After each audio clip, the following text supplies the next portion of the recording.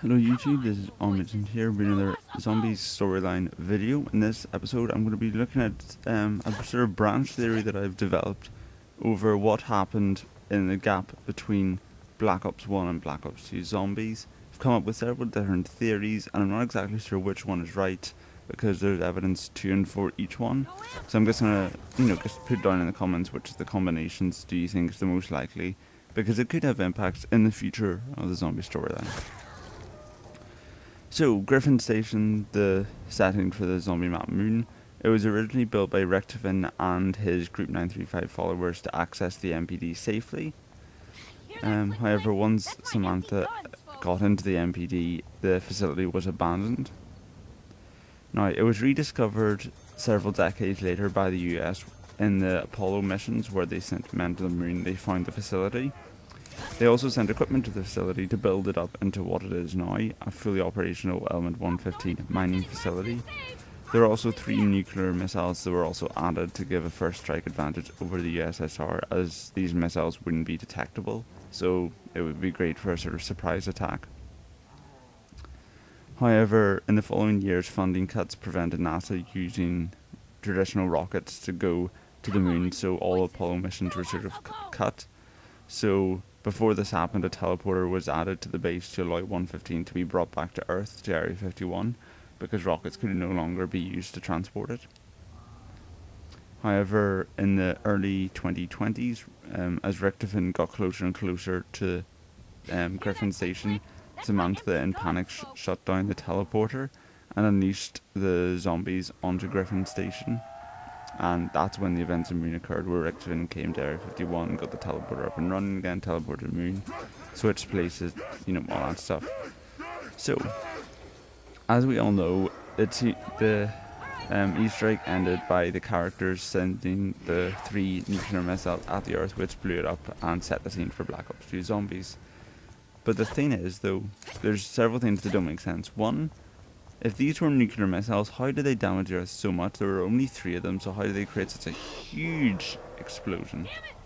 And second, is the zombie outbreak a global phenomenon? Because when you think about it, zombies need 115 to, that's how they're created, by 115 reanimating dead cells. But how did the zombie outbreak become so widespread? If these were just nuclear rockets, they would only damage the Earth. So, here's the sort of branches that I've come up with. The first is that the rockets Maxis launched at the Earth contained Element 115 from the facility. These warheads after the end of the Cold War were repurposed as transport rockets, and when they were detonated by Maxis, they released huge amounts of 115 into the atmosphere, resulting in a global zombie outbreak. This sort of makes sense to me because it explains the whole zombie phenomenon, but the thing is, I guess I don't understand why Maxis would be unloading all this 115 into the atmosphere, knowing that Griffon controlled the zombies. It doesn't really make sense to me. Unless he was planning for the characters to immediately retake the MPD and put Samantha back inside, but obviously that didn't happen. So the other theory that sort of makes sense but sort of doesn't is that the rockets don't contain 115, and 115 is still a very rare element across the Earth, which means that zombies are very rare. There's only certain parts on the Earth that still have the zombie outbreak. Now you can sort of see this in the radios because they're sort of split into 2 groups. There's the ones which are sort of talking about the zombies, but these are also the ones that seem to be talking about various other survivors attempting the Easter eggs. And in my opinion, the sort of towers that are the Easter eggs in Black Ops here surrounded around all have to do with 115. The Green Run facility would have had aspects of 115. As I've mentioned before, the tower where the diorite Easter egg takes place could have been built from melted down 115 infused into steel during the Great Leap Forward, and that's why the zombies are here, and that's why the zombies are sort of at the other 115 site, so you can hear the zombies being talked about by the other survivors doing the Easter eggs. But the survivors not doing the Easter eggs don't seem to actually specifically mention zombies. They mention like outbreaks and stuff like that, but never specifically zombies. An outbreak could just be a prison that broke free or something else, not specifically zombies.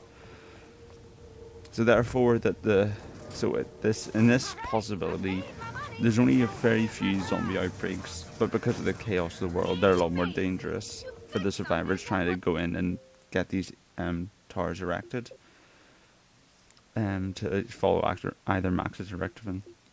And the main threat to civilization is actually Maxis and Richtofen sort of fighting it out, because there's lots of radios about the rifts down the centre of the group and all that kind of stuff.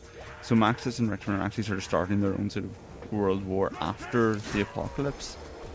Now, obviously, this sort of does make sense like this, but then there's always the counter argument that the flesh religion, if Richtofen wants it to be global, it's all about consuming zombie flesh, and if it's a widespread religion, that means there must be widespread zombies to consume. Unless, of course, he's adapting the flesh religion to include non-zombie entities like cannibalism, but again, that doesn't really make sense to me. So both of the ideas have 2 and 4s from them. Either zombies are widespread or they're not.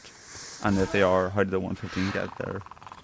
But if they're not widespread, how did the flesh become such a big, religion? And is it a big religion yet? So, anyway, on to the fact that the rockets managed to pretty much explode the Earth. So, the first theory that I have is that the rockets didn't explode the Earth. Now, I know that seems a bit odd because you clearly see the missiles going in and the Earth explodes when they hit. But, when you think about it, okay, there were 3 missiles, which would mean 3 impact zones, and if these rockets were blowing up the Earth that much, the 3 points where they impacted would be the most destroyed, But when you look at the Earth, in the menus of Black Ops 3, there's a large part of the Earth that are really damaged. Like, you can't see any land masses, it's got huge amounts of lava and all that kind of stuff. But America isn't one of those. When you look at the Earth, America is probably the point that's least damaged. There's no huge chasms of lava anywhere near it. You can still see the outline of America. It's still pretty damaged, but it's still intact. But we all know that there was 3 rockets, and one of them hit Nuketown, which is in Nevada. So therefore, if these rockets were what caused the Earth to explode, surely America would have been one of the worst places. It would have had lava everywhere, huge chasms, you wouldn't be able to recognize it. Because that's where the missile hit. That should be an area of maximum damage. But it wasn't, it's an area of minimum damage, which doesn't make sense. So therefore, the theory is that the rockets were just random rockets that Maxis fired at Earth for reasons unto himself. We really don't know what Maxis' motivations are at this point. But he fired the missiles at Earth for some reason. I don't know what, maybe to get the 115 away from the moon base, so that Richtofen can't use it to create a widespread zombie outbreak. But, so Maxis was framed for the destruction of the Earth, and someone else was behind this huge explosion. Who that was, don't know. So then the counter theory to that is that the Earth was exploded by the rockets. Now here's the only thing that I can really think of at the moment that makes sense. 1, these weren't nuclear and they were some kind of supernova type rocket, which is basically like a way more powerful explosion than nuclear. Like even the Tsar Bomba, which is the world's largest nuclear explosion, it's a lot bigger than that. And that's it. Basically, these were not just your regular nuclear rockets. These are way more powerful.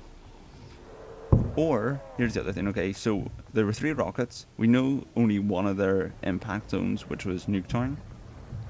But in the Nuketown opening cutscene, we see this sort of very odd, massive flying thing. Sort of reminds me of the movie, what's it called, District 9, the one where it's got a sort of floating alien city in it. It sort of reminds me of that, but it looks a bit different.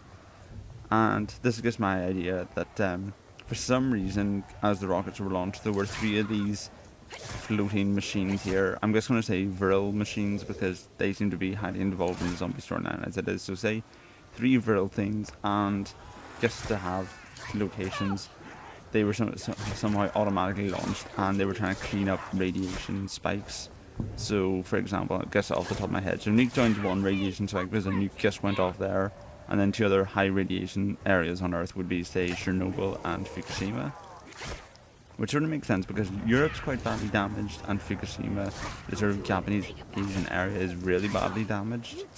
So, guess say that these sort of flying cities that had maybe an antimatter reactor, something really powerful powering it, were located at 3 points on the Earth, and for some reason the rockets were targeted at these 3 facilities and something like that. But then again, it doesn't really make sense because you see the missile hit Nuketown at that point, and there isn't a floating thing that it hits, so maybe even the explosion of the nuke damaged this, even if it didn't land on top of it.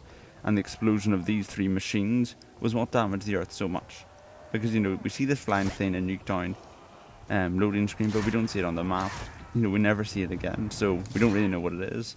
So that could be it, like 3 floating Vril machines, and the explosion of this Vril machine was what caused the Earth to be so badly damaged. But then again, you got the counter argument of why the USA escaped so much damage when it was 0.0 for one of the explosions.